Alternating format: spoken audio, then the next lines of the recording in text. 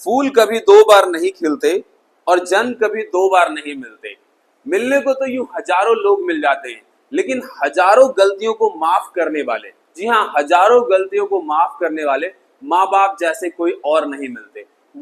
मैं ये शायरी क्यों बोल रहा हूँ आपसे? आज की ये शायरी आज के इस चैप्टर का, द लॉस्ट चाइल्ड का क्रक्स होने वाला है।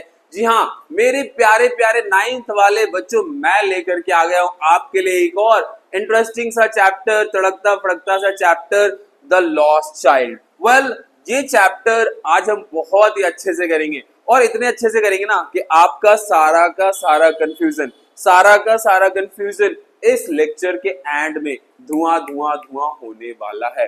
एंड मैं आपसे प्रॉमिस कर रहा हूं कि आज इस चैप्टर को मैं आपको हलवा बना के देने वाला हूं। जी हाँ, मैं आपको घोल के पिलाने वाला हूं। बस आपको करना क्या, आपको कुछ भी नहीं करना है, बने रहना है लेक्चर के एंड तक, और आप देखना, and I am damn sure ये चैप्टर आपको पूरी अच्छी तरीके से आ चुका होगा। अब चलते हैं शायरी पे। तो सीधी सीधी मैं बात करूं शायरी की। जी हाँ, बच्चे के जीवन में माँ बाप से ज्यादा इंपॉर्टेंट कुछ नहीं होता है। बिल्कुल सही। और इसी तरीके से माँ बाप के जीवन में बच्चे के अलावा, बच्चे के सिवाय और कुछ इंपॉर्टेंट नहीं होता है।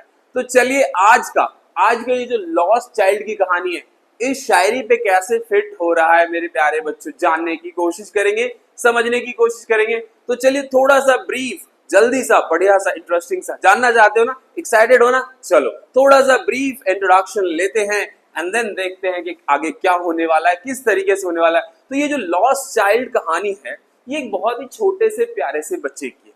जी हाँ, बहुत ही छोटे से प्यारे से बच्चे की है।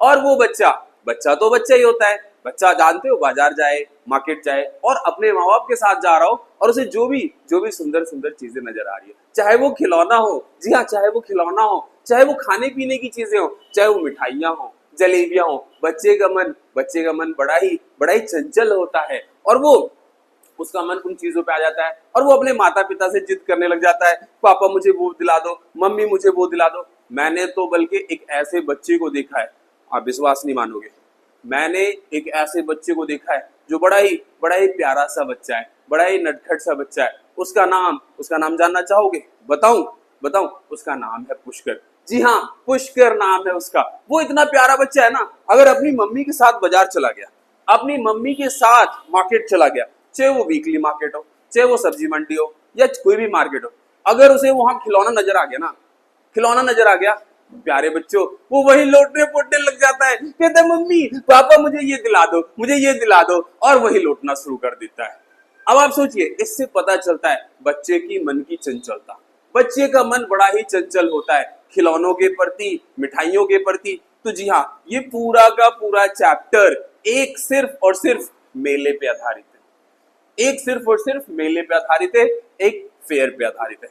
तो चलिए देखते हैं मेले में क्या कुछ होता है, बच्चा कैसे मेला जाता है, किस तरीके से वो खो जाता है, और क्या क्या होता है।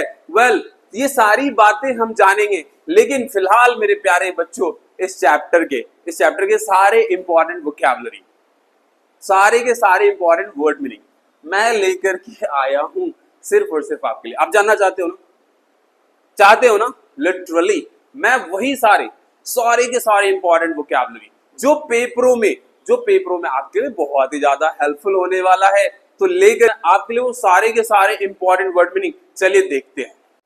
तो 9th वाले मेरे प्यारे प्यारे बच्चों, लेकर के आ गया हूं मैं आपके लिए द लॉस्ट चाइल्ड के सारे के सारे इंपॉर्टेंट वोकैबुलरी। जी हाँ, ये सारे वोकैबुलरी ना सिर्फ आपके वर्ड पार को बढ़ाएगा, बल्कि आपके आंसर राइटिंग के स्टाइल को भी चेंज कर देगा। जी हाँ, जब आप ये सारे इंपॉर्टेंट वोकैबुलरी आंसर में इस्तेमाल करोगे ना, एग्जामिनर अपने आप समझ जाएगा कि बच्चा पढ़ गया है, और ना अब वो आपको पूरे मार्क्स देने वाला है, अगर आप ये सारे वोकैबुलरी इस्तेमाल करते हैं तो। और दूसरी बात ये है कि बूंद बूंद से घड़ा भरता है, बूंद बूंद से समुद्र बनता है।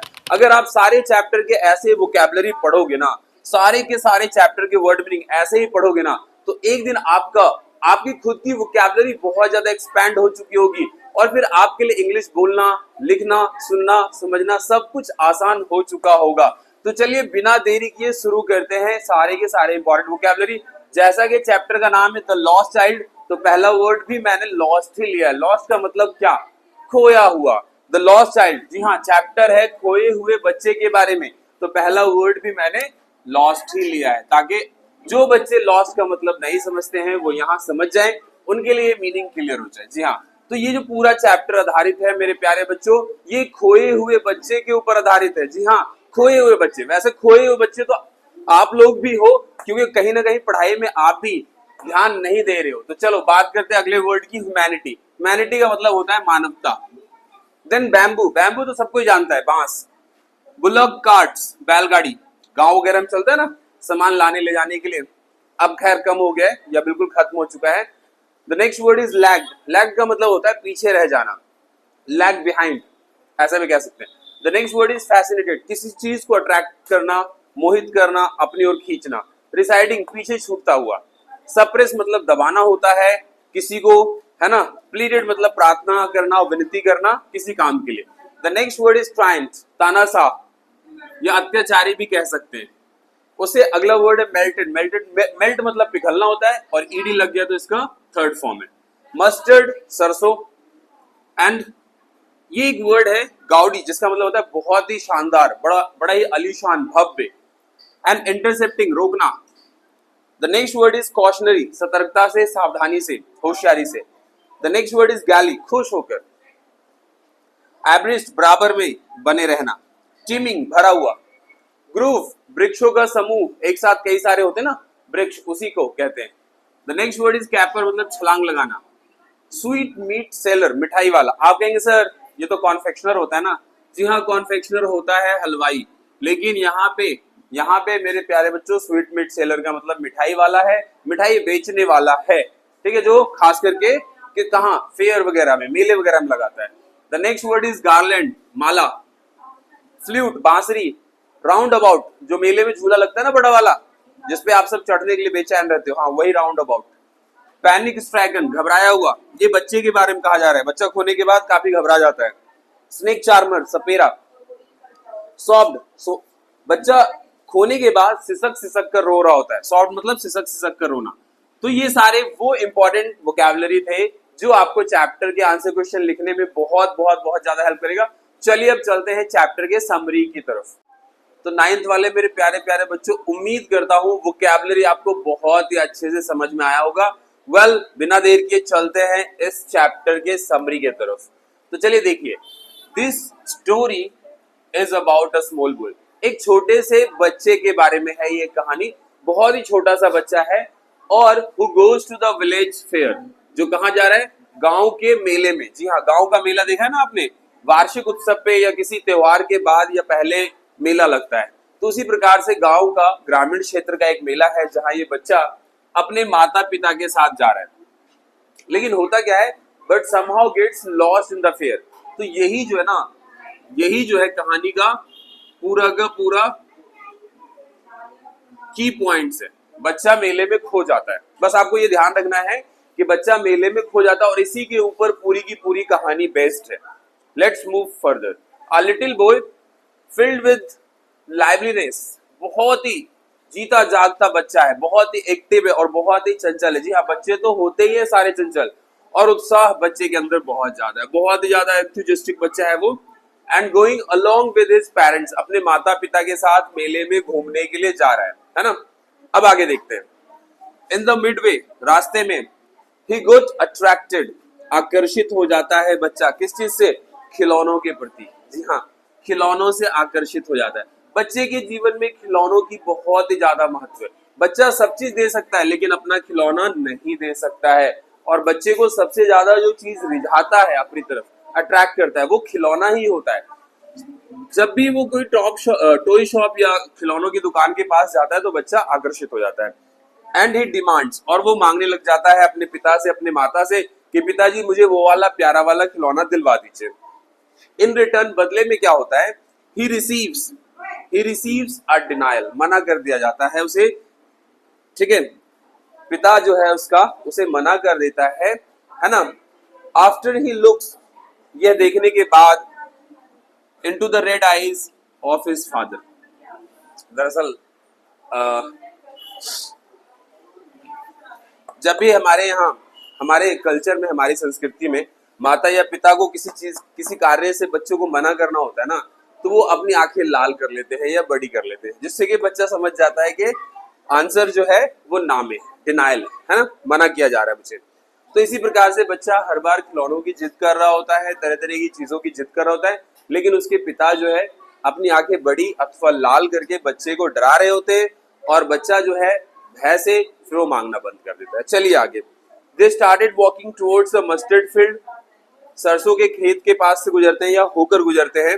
Where he got again attracted towards the group of dragon fly. जी हाँ, बच्चा तितलियों से भी बहुत ज्यादा आकर्षित है। वहां पे देखता है वो सरसों के खेत के पास कि बहुत सुंदर सुंदर तितलियां, बहुत सुंदर सुंदर सी तितलियां बहुत सी झुंड में उड़ रही है, और बच्चा उससे बहुत ज्यादा आकर्षित हो जाता है और बच्चा उसे भी पाना चाहता है। अब देखते हैं इस पूरी कहानी में क्या क्या बच्चे को चाहिए, क्या कौन कौन सी ऐसे फैक्टर्स है, कौन कौन सी ऐसी चीजें जो बच्चे को अपनी ओर आकर्षित कर रहा है, और कैसे क्या होगा, बच्चा कैसे खोएगा। चलिए आगे की तरफ चलते हैं और देखते हैं। मेला तो दूर की बात है, अभी मेले के लिए रास्ते में ही है बच्चा और बच्चे के माता पिता। जी हाँ, तभी आप देखिए बच्चे की मन की चंचलता देखिए, बच्चे के मन का भोलापन देखिए, वो किन किन चीजों से किस किस तरीके से आकर्षित हो रहा है। कभी वो सरसों के खेत से होके गुजर रहा है, तो वहां जो ड्रैगन फ्लाई यानी कि तितलियों का झुंड है, बच्चा उससे भी आकर्षित हो रहा है। बच्चा चाह रहा है कि मैं उन सबको पकड़ लूं, उन सबके साथ खेलूं। इसी तरीके से बच्चा जब और आगे बढ़ता है, तो वहां वो देखता है कि मिट्टी के अंदर से कुछ कीड़े निकल रहे हैं, उससे भी बहुत ज्यादा बच्चा आकर्षित होता है। दरअसल बच्चे का मन इतना भोला होता है ना कि वो इस दुनिया में जिन भी चीजों से अवगत नहीं है, जिन भी चीजों से इंट्रोड्यूस नहीं है, उन चीजों में बच्चे को एक मिस्ट्री नजर आता है, एक रहस्य नजर आता है, और वहीं से उसकी रुचि बढ़ती है उन चीजों के बारे में जानकारी प्राप्त करने के लिए। तो बच्चा इस वजह से ही, कोई भी बच्चा हो, दुनिया का हर बच्चा, हर एक बच्चे का नेचर यही है, तो कहीं ना कहीं वो आकर्षित होता है। यहाँ पे जिस बच्चे की विशेषता हम बात कर रहे हैं, वो बच्चा भी इसी तरीके से आकर्षित हो रहा है चीजों के प्रति। और आगे बढ़ने पे आप देखेंगे कि जो फूल है, फूल के से भी वो आकर्षित हो रहा है। फ्लावर्स पेटल्स, जो फ्लावर के ऊपरी हिस्सा होता है चमकीला सा, उससे भी वो बहुत ज्यादा आकर्षित हो रहा है। चलिए आगे देखते हैं। जब वो फाइनली मेले में पहुंच जाते हैं, तब देखिए क्या होता है। फाइनली जब वो मेले में पहुंच जाते हैं, तो बच्चा जो है तरह तरह के रंग बिरंगे और खाने के अलग अलग शॉप्स देखता है, पकवान के, खिलौने के, तरह तरह की चीजें देखता है, और वहां पे बच्चा बहुत ज्यादा आकर्षित हो जाता है। सबसे पहला वो शॉप देखता है स्वीट मीट सेलर, जी हाँ, मिठाई वाले का दुकान देखता है, और वो मिठाई वाला तरह तरह की चीजें बेच रहा होता है। बच्चा चाह रहा होता है कि मुझे ये मिठाई मिल जाए, मुझे ये खाने को मिल जाए किसी भी प्रकार से। फिर बच्चा इसी तरीके से फूल विक्रेता को देखता है, और वो चाहता है कि मुझे फूलों से बनी हुई चीजें मिल जाए। इस तरीके से फिर वो बलून सेलर को देखता है, और वो फिर वहां पे भी आकर्षित होता है और चाहता है कि मुझे बलून्स मिल जाए। इस तरीके से वो सपेरे को भी देखता है, स्नेक चार्मर, जो बीन बजा रहा होता है और एक ध्वनि, एक साउंड प्रोड्यूस कर रहा होता है, और एक प्रकार का खेल, तमाशा सांप के द्वारा दर्शा रहा होता है। तो बच्चा उसे भी देखना चाहता है। और आगे देखते हैं। ही सप्रेस्ड, ही यहाँ पर किसके लिए है? ही उसके पिता के लिए। He suppressed his desire to eat barfi, उसने सप्रेस कर दिया, दबा दिया उसकी इच्छा को। किस चीज की इच्छा थी? बर्फी खाने की इच्छा थी। बर्फी खाने की इच्छा को दबा दिया। And to buy a gulmohar garland, और बच्चा एक माला भी चाह रहा था गुलमोहर के फूल का, है ना, तो उसको भी उसने दबा दिया। एंड द कलरफुल बलून्स, और रंग बिरंगे गुब्बारों का भी जो उसकी इच्छा थी, उस इच्छा को भी उसके पिता ने दबा दिया। And listening to the music played by the snake charmer, और बच्चा और क्या चाह रहा था? उस ध्वनि को, उस संगीत को सुनना चाह रहा था, जो सपेरा एक यंत्र से, एक प्रकार के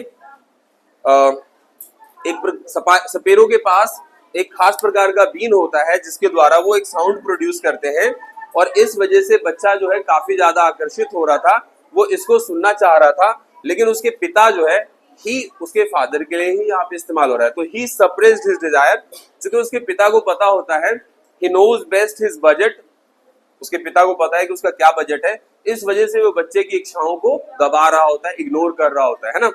जैसे कि प्रीवियसली हमने देखा था, पिता जो है अपनी आंखों को रेड करके बच्चे को डरा रहा होता है। Finally he reach near the round about, और अंत में बच्चा कहाँ पहुंच गया? बच्चा पहुंच गया झूले के पास। जी हाँ, मेले में देखते हो ना बड़ा वाला झूला, बच्चा वहां पहुंच गया एंड प्लेस्ड अ डिमांड, और उसने एक मांग रख दी। कौन सी मांग रखी है भैया अपने माता पिता से, चलिए देख लेते हैं फटाफट से।